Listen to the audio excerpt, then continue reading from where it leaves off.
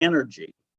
I'm David Williams, Director of Diversity, Equity, Inclusion for USTA Eastern, and I'd like to introduce you to my very special guests and panelists for today. Craig Morris, USTA's Chief Executive of Community Tennis, and Marisa Grimes, USTA's Chief Diversity and Inclusion Officer. Craig, I want to thank you again for stepping in on such short notice, as Michael chose other obligations to fulfill, but I want to start with you. You are the Chief Executive of Community Tennis. Can you just explain a little bit about the scope of your role and what brings you here today?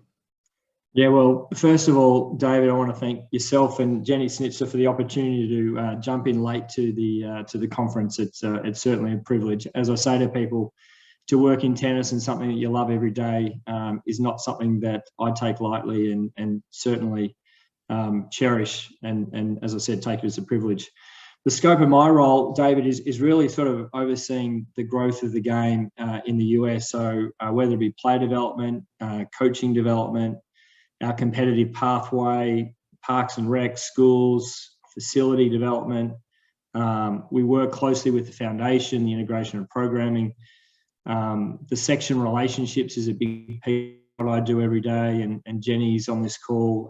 How we support the sections is critically important, and then ultimately how we engage the industry. So it's pretty all-encompassing. I do want to say, though, that a couple of things, that the game right now is really healthy. We saw great growth in 2020 and we're seeing more growth in 21. So from that point of view, you know, I'm thrilled with all the work that people are doing. And I want to especially thank everyone on this call, because it's not one or two people that grow this game. It's the army of people that are joining us today that are doing a lot of the work to get people playing tennis in local communities. And for that, we're incredibly appreciative of what they do day to day. So it's a big role, but one I cherish. The relationships that I have, and particularly the ones with the sections and the people on the ground. So we've got a lot to do, but it's an exciting time for the game.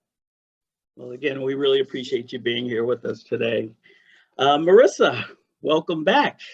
Thank you. It's been a whole year since you had this platform. How have you been? I've been doing well. I can't believe that it's a whole year already. It really did go by in a whirlwind. It really has. I wanted you to maybe start with a little bit about your lessons learned. I know you have slides and you have a presentation, but just from a perspective of, you know, a change in industry for you, you know, your operational ways of working, coming from financial services to this, how has that transition been for you? Yeah, I mean, it has been, right, this so much has happened during the course of the year. You know, when I participated in this conference last year, which, by the way, thank you to you and Jenny for having me back again. I was only, you know, a few weeks into my role. And I, you know, talked a lot about my plans to do a listening tour and take time to learn and assess where the organization was and what we needed to do. And I definitely spent the first few months doing that virtually, which was not ideal, but, you know, I definitely was able to build some great connections and just learn and absorb as much as I could about the organization and the sport in general. And out of that, I did develop the new strategic framework, which I know I'll walk through briefly in a minute. But I mean, I would say some of the things that I learned, right? First, I don't think I've ever worked for an organization that was more passionate and collectively focused on its mission, right? I mean, I think it's very, very clear, even for newcomers, that the love for tennis really runs deep in this organization. And so that has been great to be a part of, and just to see the passion that's around the work that we're all doing and working towards. I would say I also learned, right, that we can sometimes have a bit of a myopic view, right, because we are so focused on the mission. And so one of the things that I really have been doing over the course of the years, making sure that we're taking a step back and just recognizing the bigger picture, because I think that's going to help us as we're moving into, just a world that's changing, that's going through a lot of evolution, and allow us to stay current and to be as innovative as we want, because that's very important to us from a diversity, equity, and inclusion standpoint.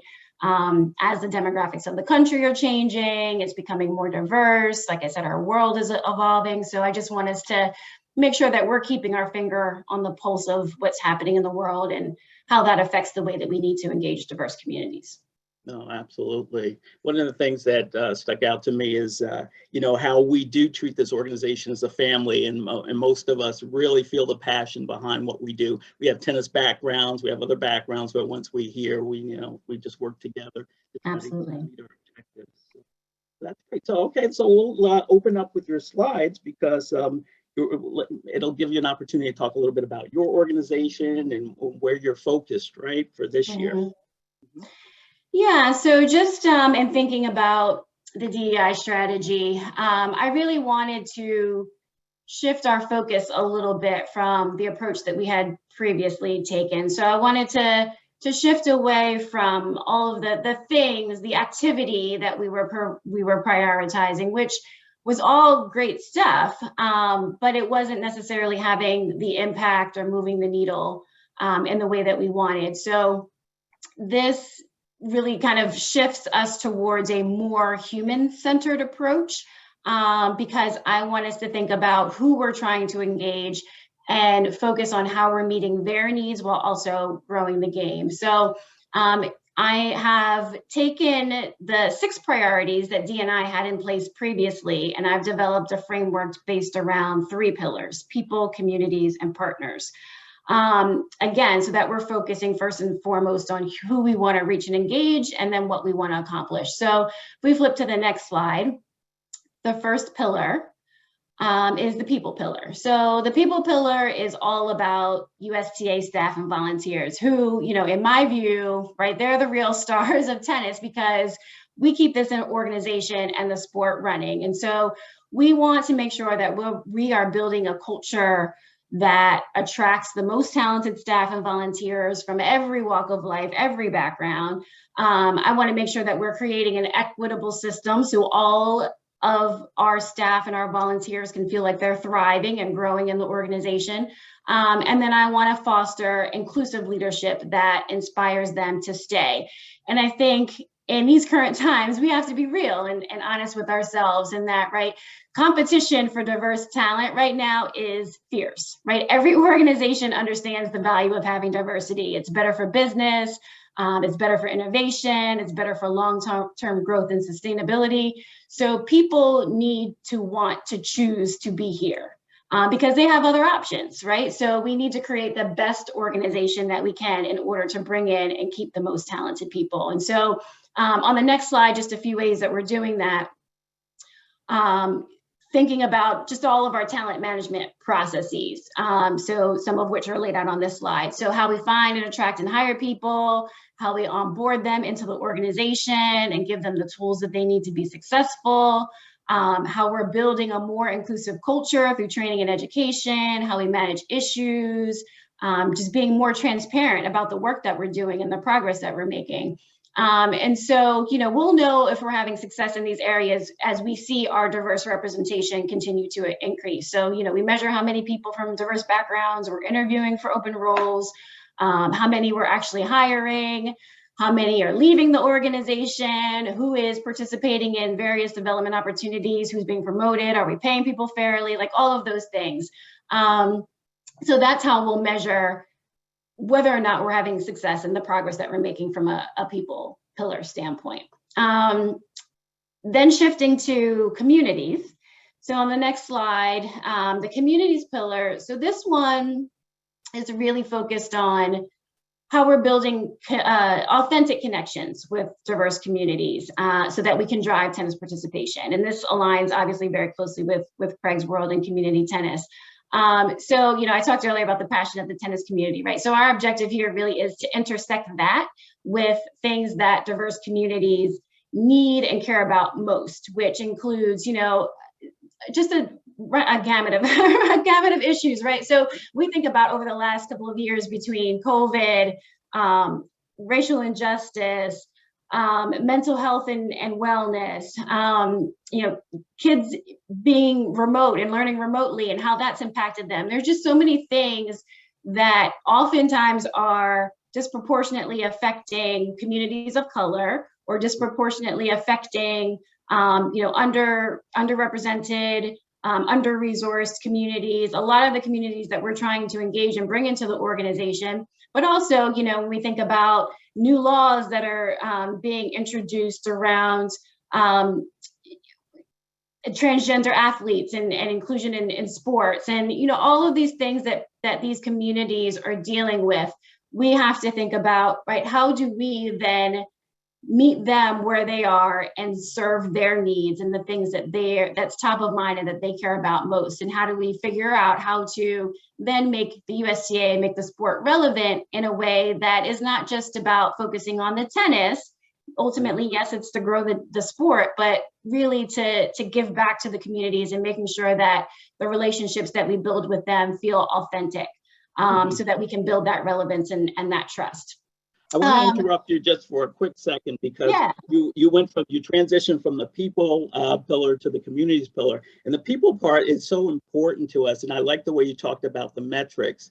I wanted to know, personally, how do you feel we compare next to other sports in terms of our diversity performance? And maybe this is a place where Craig can chime in as well. Yeah, absolutely. I mean, I think Craig has a better handle on that than I do, and I did skip ahead to the That's fine, because we're going to show that video just in a minute too. Yeah, David, I'll jump in. I'm fortunate enough to sit on a couple of organisations where other national governing bodies get together and talk through sort of how they're trying to grow their sports or how we collaborate together. And we also started during COVID the Tennis Industry United, where we work with our industry partners when COVID hit, to sort of be able to keep the industry functioning. And I will tell you, on most of the groups that I'm on, as well as the Tennis Industry United piece, the diversity component is one that everyone's trying to create, particularly for certain sports, tennis being one, where we get more diversity, particularly, and I'll talk a little bit later about coaches, the people delivering the game, to be able to then ultimately try and get more diverse participation. So there are some challenges that the tennis industry has identified around diversity and inclusion that I think we are coming together to try and be better at.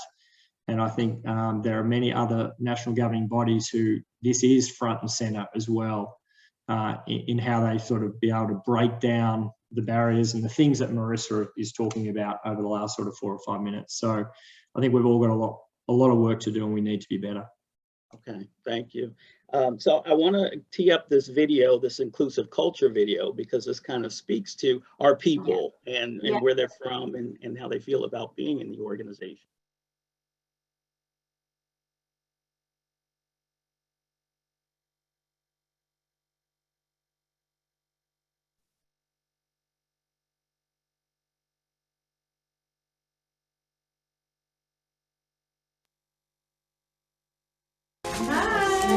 As you probably know, you probably got a brief about what this whole thing is about, right? Not really. Okay. Next camera action. We have an expression at USTA, we want tennis to look like America. I was born in Chicago. I'm originally from Jamaica. I was actually born in Guatemala. And to do that, you have to invite everybody. My family immigrated to New York from Myanmar, Burma. I'm a first-generation American. So I was kind of a country club kid. The country club was my babysitter. What inclusion means for me, it's respecting and accepting everyone who they are. I'm biracial. My father's Black and my mother's white. Yes, I'm a white male, but I'm not, right? Portuguese heritage, Portuguese descent. The culture that we create, how we treat each other, how we ensure that people thrive and feel valued and have a sense of belonging is paramount. I walk through this space as a Black gay woman. Doing this work and doing this work here at the USTA means a little bit more just having this opportunity to be able to affect and change lives, that's why I'm in it, and that's why I wanted to be here.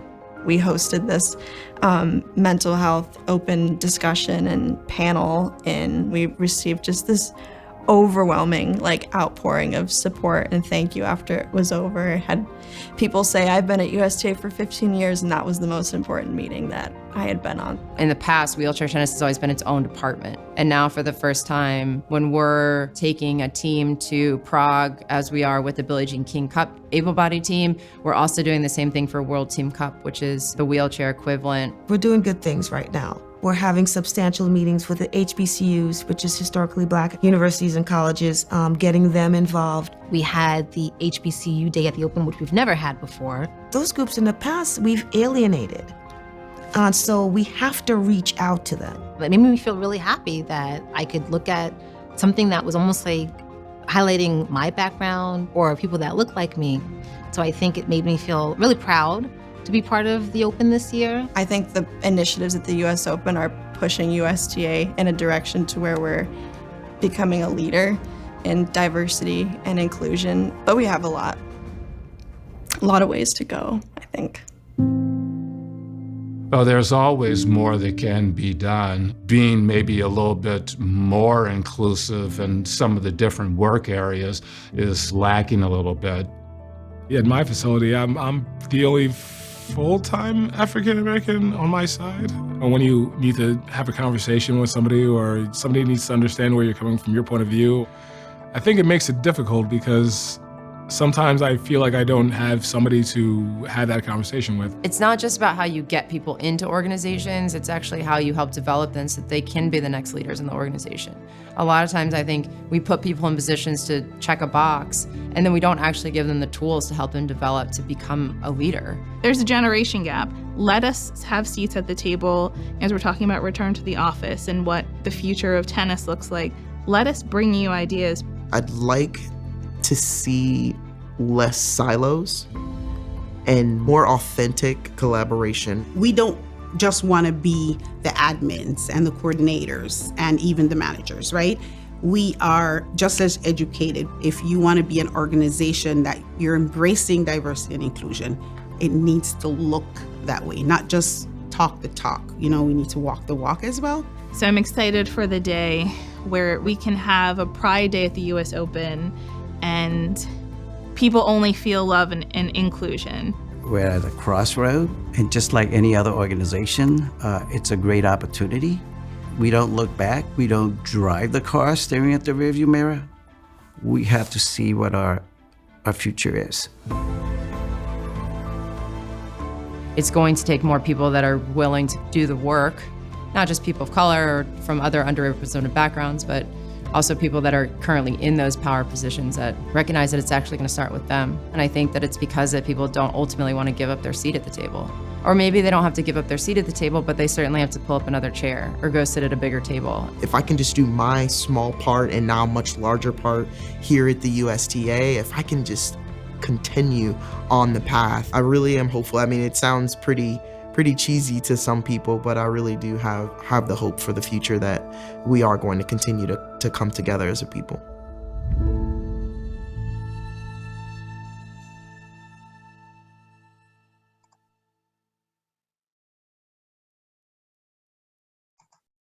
That was great. I like that. I really like the way that came together. But what my takeaway from that was, the way that people need to be seen and heard, and they want to be valued for the uniqueness, the things that they bring to the table. So they want a seat at the table where they can share their ideas and get their ideas executed, right? And the way that gets done often is applying funding behind those ideas, making sure that their budgets are full to support the projects that they need to be successful in their roles. So I think I pulled a lot away from that video, and that was really good. Good.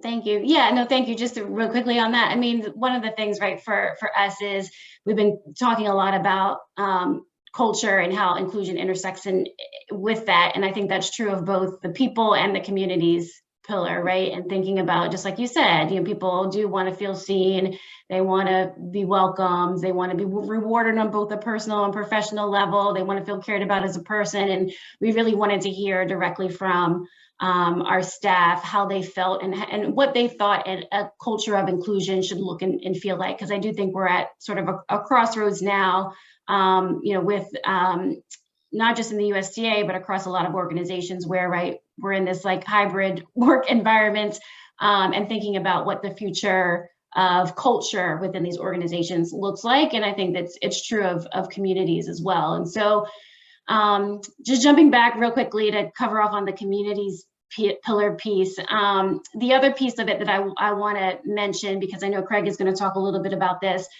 is the importance of us also thinking about how we are developing sort of this next generation of diverse tennis professionals, some coaches, officials, and others just in that ecosystem, how we're introducing them to career pathways in tennis.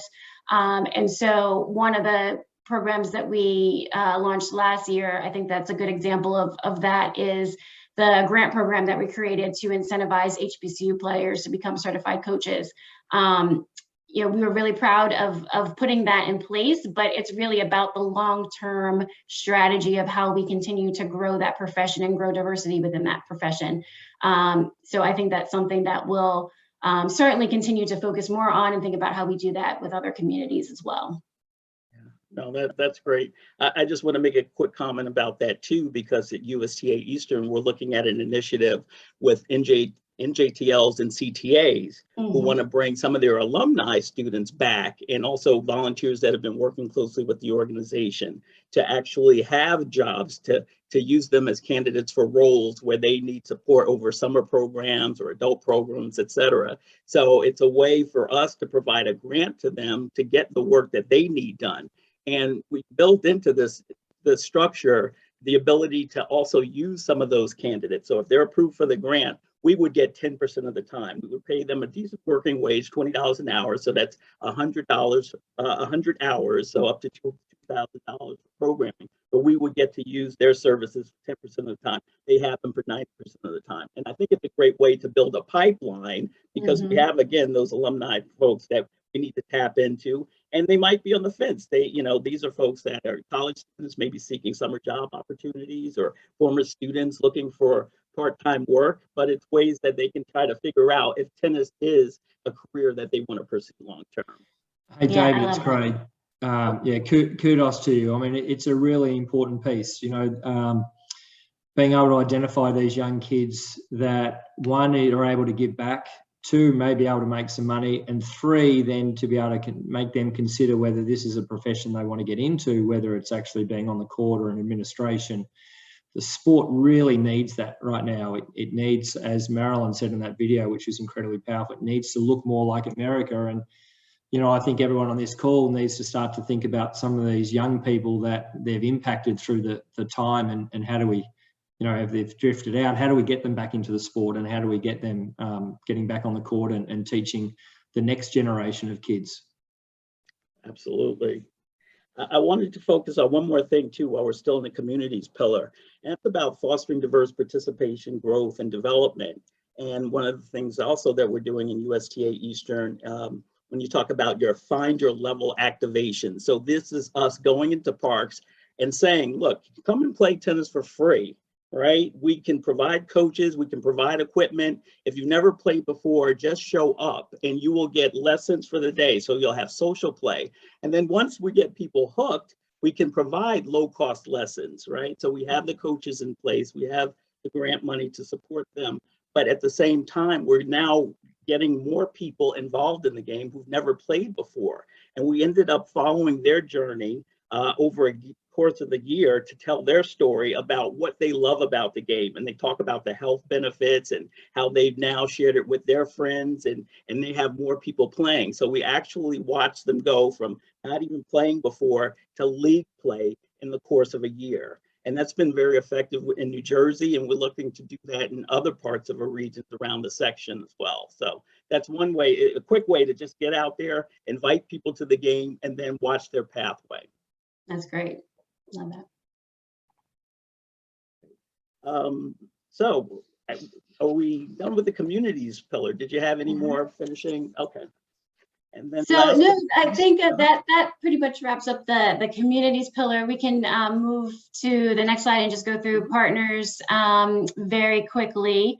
So the partners pillar is our third pillar. I consider partners just the connectors to the people and communities we want to reach and engage. So they're going to help us build those authentic relationships because they have the credibility and the trust of the communities that they serve. And so, strategic partnerships have always been part of the D&I strategy, but we weren't necessarily maximizing those relationships. So we've been reassessing all of our partnerships and building a new approach. And then on the next slide, just a few examples of some of the different stakeholder groups that we're looking to work with. One thing I would mention at the national level, right, we're really looking to partner with national organizations that provide the broadest reach and impact for us because our efforts need to be scalable. But we also want to look for partners that offer local connections that can be leveraged by the sections as well. And so David knows this, and I'm sure he's about to tee up this video, but we've been working very closely with him and some of the other sections on a partnership with Jack and Jill of America. They were working with them on a number of different initiatives, but they do offer local community connections, their chapters throughout the US that we think will help us grow tennis at the grassroots level as well. And so the video will give a bit of a overview of what we're working on with Jack and Jill and the things that we have in the works with them. Great, I love this video.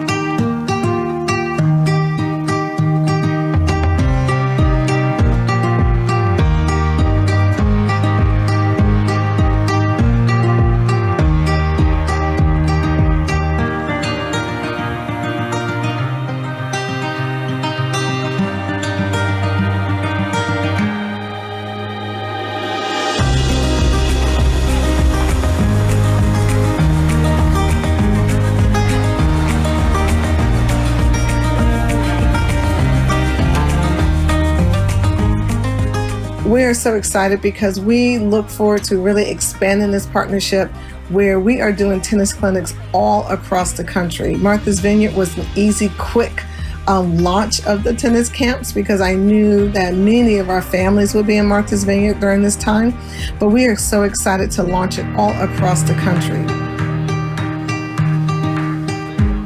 We're really excited to be partnering with Jack and Jill, who have been bringing amazing experiences to their members for generations. By partnering with them, we're really going to be able to broaden out the sport to a new audience of people, particularly young people, to expose them to tennis in a really fun and engaging way, which will hopefully connect them and their families to tennis for years to come.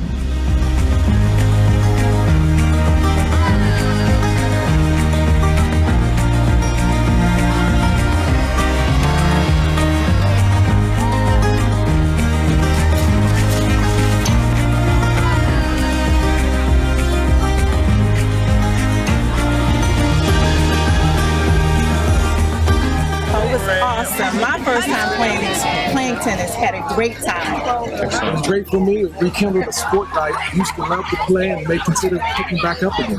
Yeah, I've played a little bit before, but now I'm definitely more interested and I want to follow up and play some more with friends later on when I get back. This is my first time playing and it was really an amazing experience.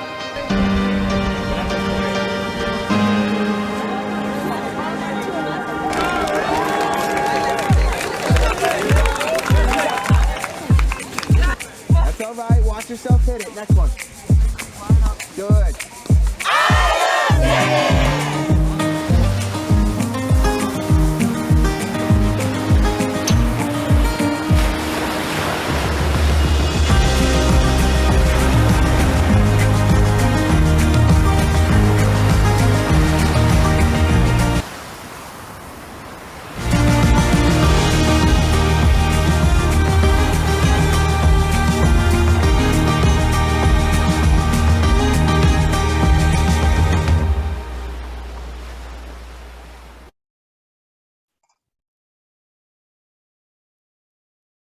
right. Thanks for sharing that, Kristen. I just have to say, with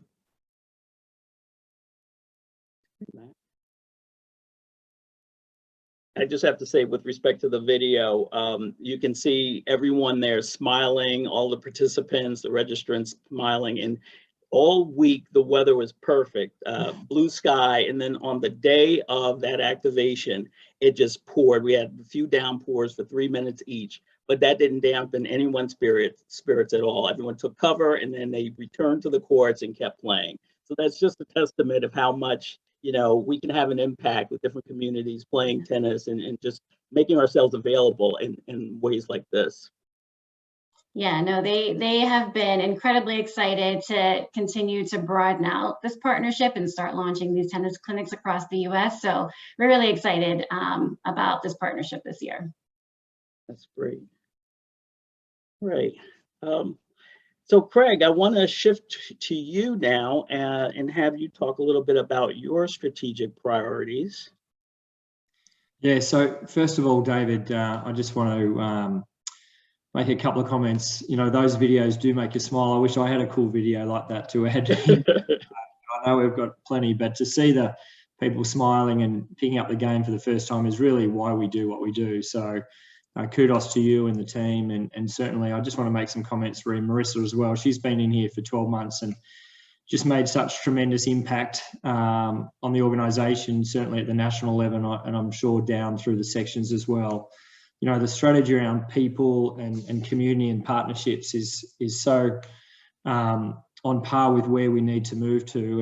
And one of the things from my end is, you know, the game is grown at the local level. You know, it's not a top-down approach. We've been talking a lot about that with the sections and the national and roles and responsibilities.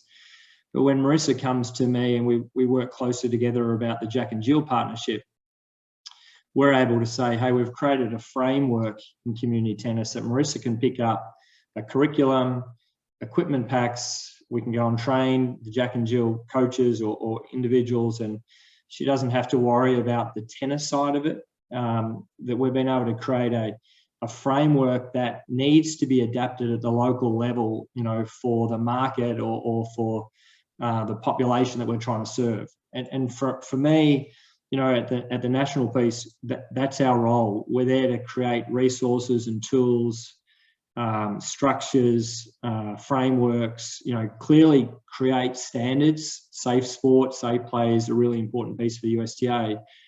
That the sections, CTAs, NJTLs, you know, what Marissa's doing with partnerships can pick them up and adapt them to the local environment. And I think that's a really important piece for what our role is at a national level from a community tennis point of view. And I think we've made a lot of inroads into those resources over the last 3 or 4 years.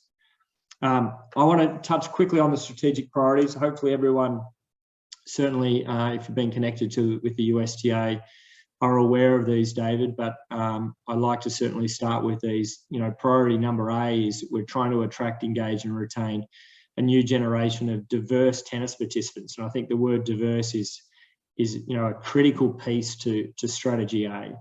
And from a USTA national perspective and association perspective, I think that one really sort of jumps off the page.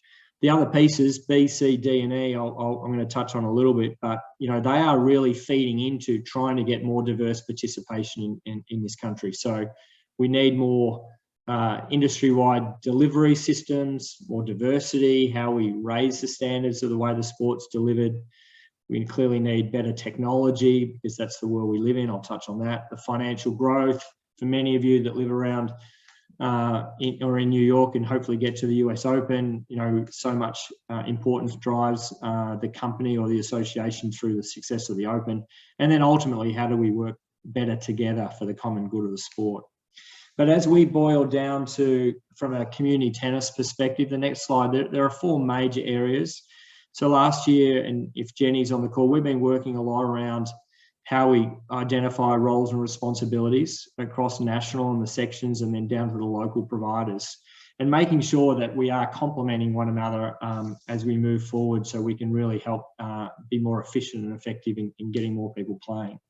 So a couple of things I want to touch on here, where national will really start to try and focus in on and do an outstanding job in creating better tools, better support at the local level, so then we can really see the growth that we all certainly want as we work through that. So we're going to really start to focus in on these four, and I'll touch on them really quickly. I know time is essence, but first is the competitive pathway. A lot of work's been done around creating a full pathway, particularly for our youth under Next Generation, where we are introducing kids into the game, into schools. I know Eastern's done an enormous amount of work in getting tennis into schools and creating school partnership programs and getting equipment out to really allow kids to be able to experience or try tennis in those environments. We've done a lot of work on some of our programming. You know, we used to move kids into junior team tennis really quickly, and they may not have had the skills to be able to do that. So we've instigated a team challenge, intro to tennis, a tennis 101 program that local providers, hopefully on this call, can pick up and use that as a resource to introduce people into the game.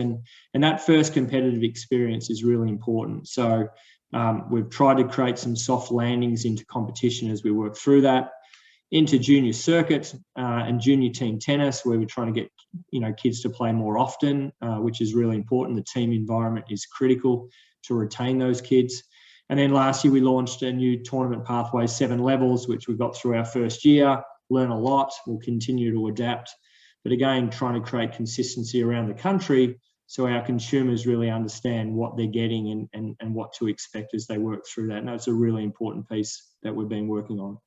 I want to touch on technology, David, and the digital piece. I said it's the world we live in. I have 3 kids under 16. I wish I could get them off technology just for 5 minutes. So it is really important that we live in this world and we give tools into the marketplace that can really help enable the game. For everyone on this call, technology is not going to solve our problems. It enables play. It's an important piece of it. But we really need to make sure that we use technology and digital for people to be able to find tennis really seamlessly and be able to then connect into programs, as I said, appropriate to their needs on that. I don't think we've done that incredibly well from a USTA's point of view in the past. Some of you have had difficulties last year. Certainly, apologies for some of those early learning paths around serve tennis, but we've made huge connections. And I think this is why, as a national organisation, we need to be really focused in getting these things right so it can really support the local level. Tennis, I think, as a whole, has a lot to catch up on, not just the USTA, across the world. So technology is going to be a real focus. And David and I talked earlier about data, the importance of data. I know Jenny and I talk a lot about this. How do we get data to the sections, but even down to the local providers so they can make really informed decisions about what's important at the local community level in what types of programs should run, what's working well, what's not working well, and make sure that we're having data-driven decision-making. And then lastly, as I said, serve tennis, world tennis number is an exciting rating that's coming in. It's a global rating that the ITF is driving, that we're partnering with them on, and a lot of our people tuning in on this will start to see that coming in. So technology is an important piece. A couple of other ones is the foundation. So the foundation and community tennis now work really hand in hand. They do just amazing work year in, year out in raising monies, but then supporting the NJTL network in being able to change kids' lives, through education and tennis. Something that Dan Faber and I have talked about a lot about, how do we broaden their impact? How do we get some of these chapters, recruit new chapters, particularly through parks and schools where, 66% of play happens in public facilities. How does the foundation, how do we raise money to really subsidise programs in those environments to be able to hit audiences and populations that the sport hasn't really reached before? So that one is another big piece for us as we move into 2022. And then lastly, David, this one, Marisa touched on and you touched on as well. If we don't have diversity delivering the game, then there is no way you can expect diverse participation. And this sport in the delivery system, we're working a lot with the USPTA and PTA, has not been diverse. Let's be really clear about that. So this needs to be very intentional. on how we get more diversity in the people delivering the game, how we get more women delivering the game. And I think this is an industry-wide push that I know the Tennis Industry United, this is a key pillar of what they're doing. And, you know, as I said before earlier, the call to action for the people on this group is, you know, young people, 15, 16, 17, 18, you know, how do we get, you know, young girls, you know, young people of colour to start to say, hey, you can deliver the game. And this you can make some money on the side, you can give back, you can influence people's lives, but there is an industry here that you can be incredibly successful and do what you love, like probably many of us that are on this call right now. So this one is, you know, all these four are important, but this one right now, given the demand that we have on the sport and the lack of diversity delivering the game, is an all of association, all of industry push that we just have to get right. So that really sort of gives, you know, a high level, David, of where we're trying to put our energies in supporting local tennis and making sure they've got the tools to be able to help, you know, deliver a better experience for the people coming into the game, which is what it's all about. Well, thanks for sharing that, Craig. Some of the questions that had come through in advance of or during the registration process for this session was around exactly what you spoke about. You know, how can I support my child who is 10 years old, or what types of initiatives exist for urban kids during the pandemic? And, you know, we do look at the NJTLs and our CTAs as such a huge resource to providing those opportunities. Yeah, no, you're absolutely right. And you know, as I said right at the start, there are a lot of tools and resources available, do you know what I mean, into the parks. You know, we have a whole facility team that will go into parks and rec agencies and do a whole audit, you know, of their facilities and how we support those courts, whether it be, you know, resurfacing or better nets or fences, whatever that may be. You know, there's a lot of resources that I don't think a lot of people realise that are available. Equipment packs, coaching education, you know, particularly the work we're doing in schools through the partnership program that Eastern do a fantastic job at. You know, that these are resources that if you're not aware of, we'd love you on the call to connect with your USTA Eastern and find out, well, how do we get connected to schools? How do we get equipment? How can we train our coaches? How do we get facility grants to help our park courts be, you know, to be in better condition so people have a better experience? So they're all really important pieces to it. You know, the one about, I did see the question about, you know, how do I support particularly young kids?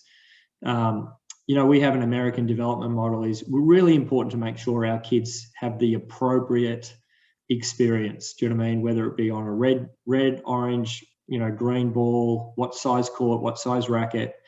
You know, kids nowadays, you know, if they don't have a good first up experience, they're on to the next thing. And it's really important from my point of view that first and foremost, kids try a bunch of different sports. I don't want kids, you know, specializing in tennis at 7 and 8 and 9. Do you know what I mean? We want well-rounded people first, and we want tennis to contribute to that.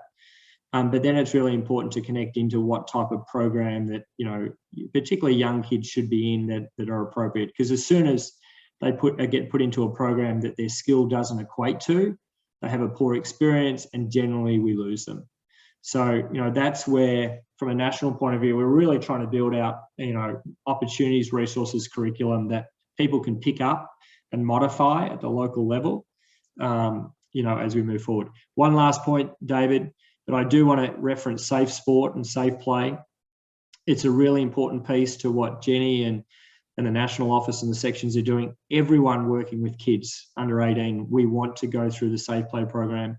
It's essential that the people we are putting in front of our kids today, you know, we've done due diligence on and background screens, and we've given them the education and tools to make sure that those kids have the best experience as possible. So if you haven't been through the program, please do so. It's not a barrier.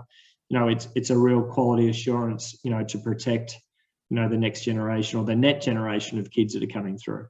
No, absolutely. No, that's great, because Craig, one of the things too, with the questions that were coming in is, what can I do as an individual to advance the sport, and how can we get more diverse volunteers involved? And those are two areas that we're also looking at. We're actually looking at a tracking database for our volunteers and creating a newsletter that talks about the different opportunities that maybe our providers have and that we have, so that we can match some of these candidates with these opportunities. No, absolutely. And just lastly for me, and then I'll hand back to David, but Marisa started a program. Personally, I wanted just to touch on this. Marisa started a program called a Mentor Loop program in 2021, and I was partnered up with a section D&I person who I have the highest respect for, and we probably talk every couple of weeks. And this person's really sort of changed me as a person. In the way I make decisions, who's around the table, do we have diversity of thought, in all decisions. Megan Rose made a comment, we need a bigger table. It's real, that program has really impacted me. We continue to talk. My mentor, I call her my mentor, I'm certainly not hers. And it's really changed my behavior in how decisions are made. Who's been making those decisions? Has there been diversity of decision making who are putting their views into those discussions? And if you haven't been a part of it, kudos to Marisa. It really has made an impact on me personally, and I'm certainly committed to being better at that as we move forward. That's great, Craig. I just want to say one last thing, because we have one more video to tee up. It takes people like Craig in these positions to open up and also share his experiences, so that he can be a champion and others can be a champion to follow. And Marisa, to you, we feel your presence. I will speak on behalf of the other D&I section leads. We thank you for all the work that you're doing and all the support that you've given us in our roles. As soon as you hit the ground running, as they said, and even from day one, where you made the BRG groups, the business resource groups, more accessible to many of the staff. That was just a simple thing, but with a huge impact. So we'll continue to support you in your role there as well. Thank you. Thank you. Everyone honestly across the organization has been amazing to work with and extremely supportive, which makes me feel very positive about the direction we're going and the progress we're making. So thank you. That's good. Good. All right. So in closing, we're going to tee up this video. So this is the video that we're going to leave to. It's our USTA Eastern Sportsman's Pledge. And this is something that we want to make sure that kids see, so that they can be role models for their parents, and the adults can be role models for their kids. And this is what we want to leave you with on this note.